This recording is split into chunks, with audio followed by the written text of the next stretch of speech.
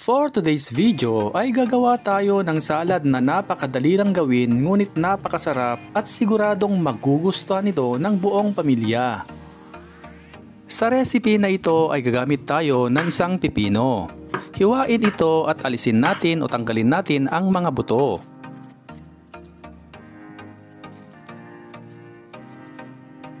Pagkatapos ay ikat natin into small pieces o bite size o kahit na anong cut ang gusto ninyo ay pwede.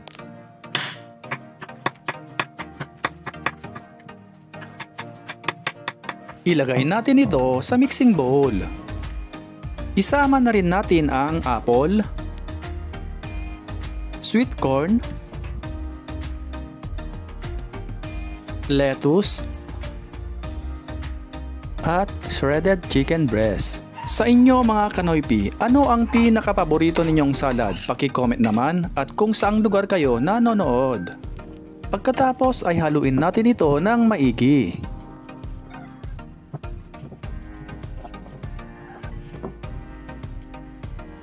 Para naman sa kanyang dressing, gagamit tayo dito ng mayonnaise, sesame oil,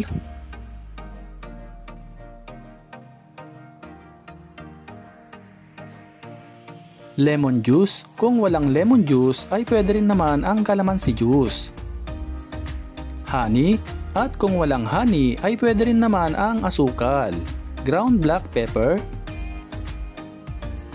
at asin. Haluin natin ito ng maigi hanggang maging well combined ang lahat ng mga ingredients.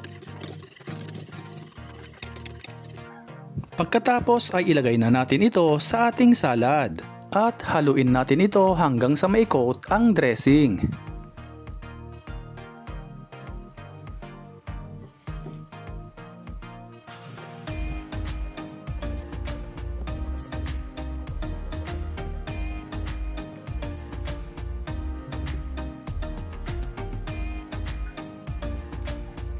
Ihanda at iserve na natin ito at tawagin na ang buong pamilya.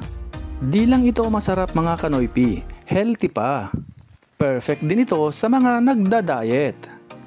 Itag at ishare mo na ito sa mga friends and families mong nagda-diet para masubukan din nila ito. Maraming salamat sa panonood mga Kanoypi at kung bago ka pa lamang dito sa aming page ay mag-follow ka na para di ka mahuli sa aming bagong recipe. Hanggang sa muli!